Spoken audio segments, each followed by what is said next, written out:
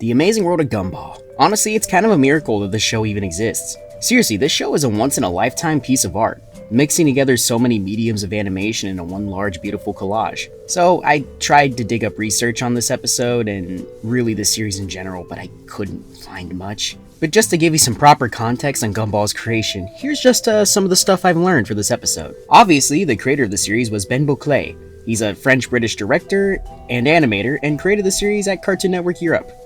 Before he worked for the big CN, he worked for a studio called Studio AKA, or Studio Aka. I don't know which one it is, but that's all it says. The studio isn't really known for much in the States, but in the UK, they're known for animating a lot of commercials, short films, and a few series for the younger child crowd, aged around 2 to 5 usually. During his time there, Bouclet pitched a lot of characters and show ideas to Studio AKA, but he would get turned down every time.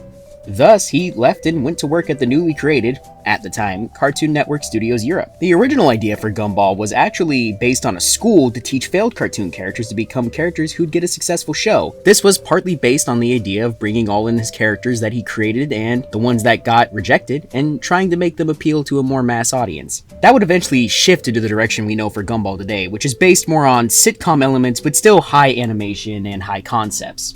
And honestly, I'm all glad for it. If I could be honest with y'all for just a moment, I'm really attached to Gumball. It's a series that aired around the right time for me. I was about 10 or maybe 9 when it started airing, and to say that had a major impact on me would be an understatement. It's a series that grew up with me, and it's a series that showed me you can allow your creativity to be boundless and still make something great. If you know me in real life, you'd also know how much my sense of humor is heavily influenced by the series. I'm not going to talk your ear off about how nostalgic I am for the series because I do that a lot in my videos anyway, and sometimes I should just let it speak for itself. I'm also not going to talk to you about how much I love the series because truthfully, that could be a very long video in itself, which maybe one day I'll make it if this channel actually gets far enough down the line. But with that being said, be sure to like, comment, subscribe, ring the bell, and all that stuff before watching the rest. I genuinely appreciate it. Now, let me talk to you about Gumball's best episode. Before I even start, can I just say that this opening gag with Richard is so on point? I don't shave my beautiful beard every day, but when I do, it can feel a lot like that sometimes. Now, with the actual introduction of the episode, I've definitely been where Gumball and Darwin are before. I think we all have.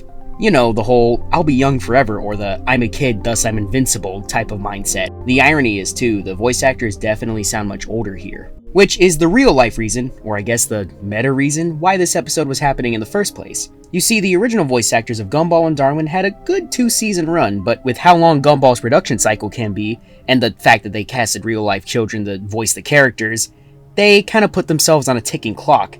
And you can hear it in the episode. Not to diss their actual voice work, their voice work is phenomenal. Which, speaking of voices, the running gag this episode about their voices cracking is almost too relatable. Maybe you can hear it in my voice, but I'm kinda used to having an unusual sounding voice. And trust me, when I was going through my shift into being a teen, the voice cracks hit me hard. I went from sounding like a knockoff Alvin and the Chipmunks to Zach Braff getting his nads kicked in.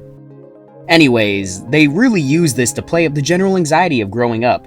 Your body's getting weird, your voice is changing, and you suddenly become aware of the clock ticking down further and further till the end of your time as a child. Wow, that sounded really depressing. Sorry for being a downer there if I was. That was not intended. The dialogue gags of the show, and really the show in general, are always on point. I mean, this one right here is great. Okay, bye! What are you looking at? I don't know. What are you pointing at? Come on, let's just go together. Gumball always had a strong grasp of mixing together visual and dialogue gags. Anyways, as we get further and further and further into the episode, we see all the trials and tribulations of the duo and their changing and cracking voices. That's where we get to this phenomenal scene with the Doctor. Now, as someone who's been to the Doctor probably more than most people his age, this scene oddly is on point. The Doctor says a statement about growing up to be like your father, but that isn't always a comforting idea for some people. This causes Gumball and Darwin to feel a sense of defeat.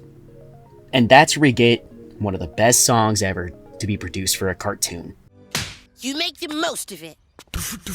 We enjoy it while we can. We enjoy it while we're kids. We enjoy it while there's still time to make the most of it. We go around. God, this song is so good. I genuinely think that this is the best song to understand what it's like to be a kid. Like, as a kid, you always want to grow up. But the older you get, the less time you have. And that's the paradox we all exist in as a kid. And this This right here is the best thing you can ever tell a kid growing up. To show them that being a kid comes with a lot of great memories. Make the best of it while you can. At least, that's what I always got from this episode. Of course, in the end, the duo are faced with time moving on and them finally growing up, but that's when we get the one final moment of hope. The duo's voices start to shift and sound younger.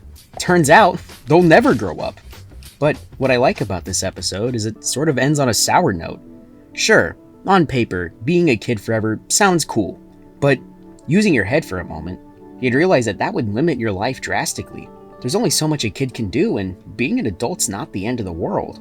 It comes with new experiences, and different and new isn't always bad. You just gotta take time to adjust. As they said, enjoy it while you're a kid. Make the most of it. But you've only got so much time.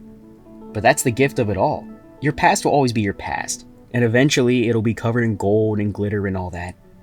But the present is a gift. Hopefully, you could enjoy that and live as you go too, while still enjoying the past and making the most of it. This is a bit of a shorter video. I kind of wanted to experiment and see how well I could craft a short form video. Hopefully you all enjoyed watching it. If you did, then I'd appreciate again a comment, like, subscribe, hitting the bell, all that other crap. I know it's tropey and cliche and maybe a bit annoying to hear half the time, but it genuinely does help. Maybe also check out some of my other stuff too. I made some videos on the Ninja Turtles movie and the SpongeBob movie that I'm honestly pretty proud of. Or if you're not into that, you could check out my other stuff where I talk about Ben 10, Kingdom Hearts, Kamen Rider, and all sorts of other crap. With all that being said, I'll catch you next time.